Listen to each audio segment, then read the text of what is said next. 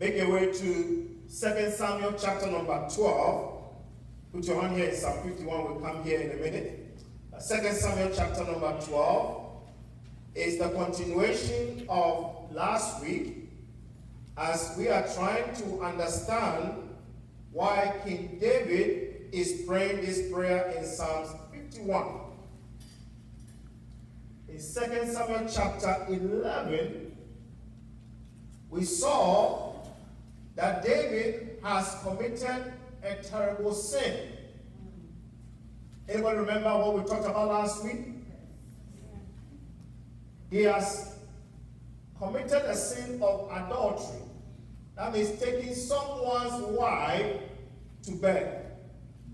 Not only that, when the woman said there's a child involved in what we did last night, David covered things up, trying to trick the woman's husband, Uriah, by attempting to get him drunk and send him home to lay with the wife. Twice, it didn't happen. But the man was a man of integrity. So then he devised a plan. He put Uriah on the forefront of the wall and got Uriah killed. So not only has he taken Uriah's wife forcefully, but he has also murdered an innocent man. That is what he has done. And he has opened the bottle of champagne. He's enjoying life with a new woman in his palace. Doesn't care a thing about what he has done as a child of God. David was not a sinner. He was a child of God, like me and you. But he did that terrible sin. And now he has covered it. Nobody knows, it seems like. But God knows. So in 2 Samuel chapter 12, go there with me. God, and I love what we're about to read, because the more I see how God works, the more I realize that because God loves you so much, He doesn't want you to die in your sin. Amen. That amen was weak. Let me repeat what I just said. It doesn't matter what you've done. It doesn't matter the intensity of the sin that you've committed.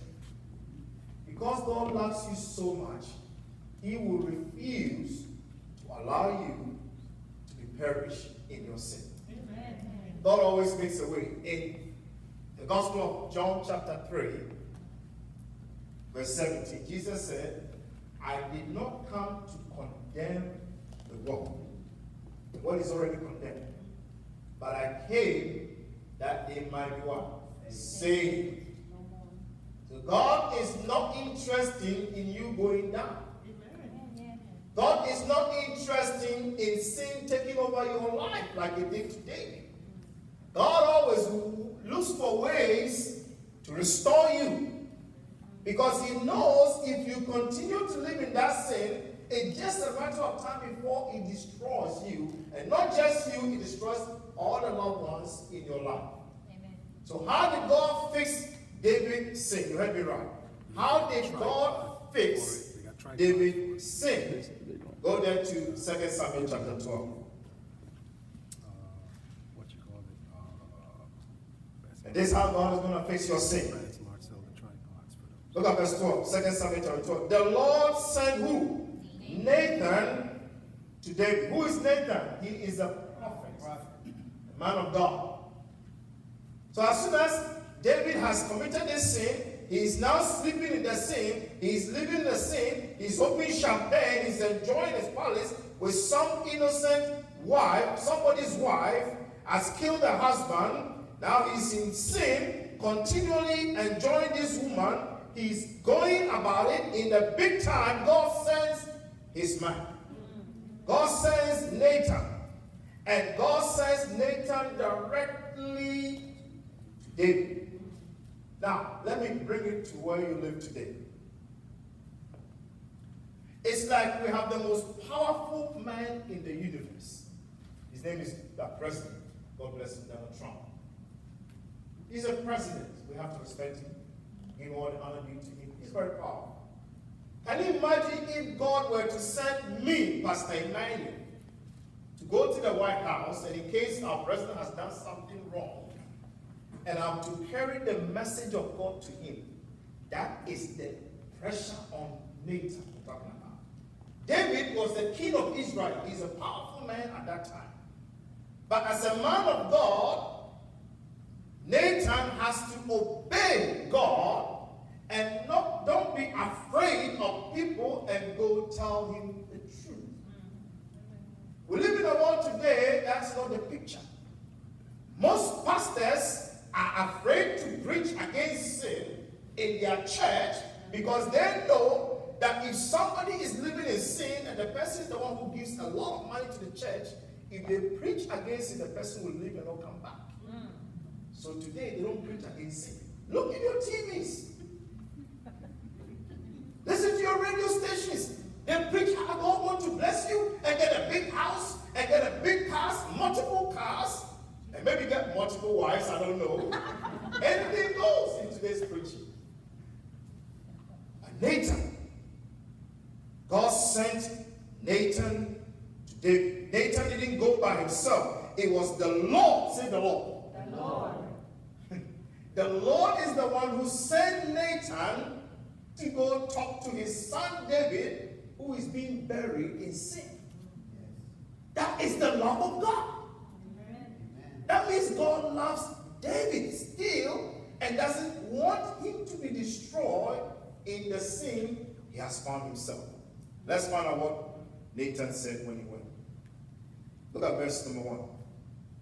When he came to him, he said, there were two men in a certain town, one rich and the other poor. Rich man had a very large number of sheep and cattle, but the poor man had nothing except one little ewe lamb he had bought. He raised it and it grew up with him and his children. It shared his food, drank from his cup, and even slept in his arms. It was like a daughter to him. Now a traveler came to the rich man. But the rich man, watch this, refrained from taking one of his own sheep or cattle to prepare a meal for the traveler who had come to him. Instead, he took the ewe lamb that belonged to who? The poor man, and prepared it for the one who had come to him. So Nathan tells David, give him this word as far as two people, rich and poor. He said the rich man had a lot of cattle and sheep, plural, plenty. He's rich. But then there was a poor man in town. He only has one lamb. It's a baby lamb. And that's all he has. And he loves it so much. And he cherishes it. He carries it on his arms. But that's all he has. He's poor. But a certain man came to the town and lodged with a rich man. And the rich man forgot all the sheep and cattle he has, went to somebody's house, the poor man's house, forcefully took the ewe lamb from his grip and slaughtered it, prepared food, and brought it to the traveler who has come to the rich man. Nathan the prophet described this scene to David. Listen to the response from the king. David, first thing that happens is that he burned with anger. You see that word, burn? He's furious. He's pissed off. He's mad about this injustice that has taken place.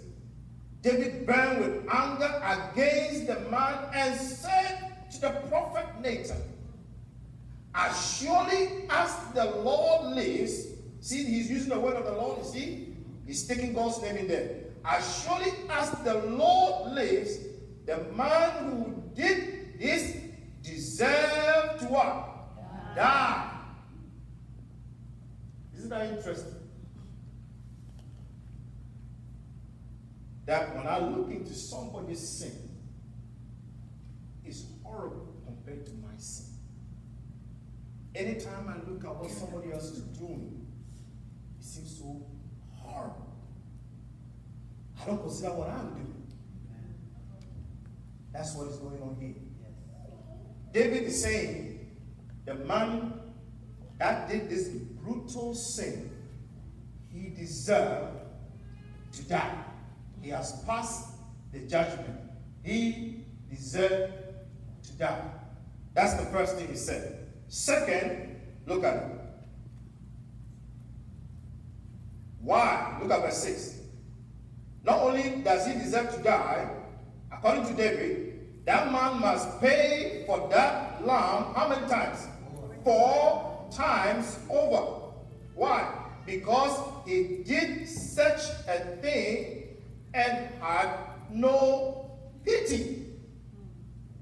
David has passed judgment. He's not God, but he's a human being. But he's a king. In those days, they listen to argument and they make judgment.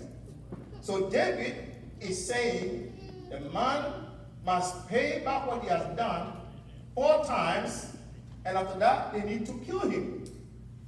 He shouldn't live. Later, the prophet listened quietly as David analyzed the situation and passed judgment.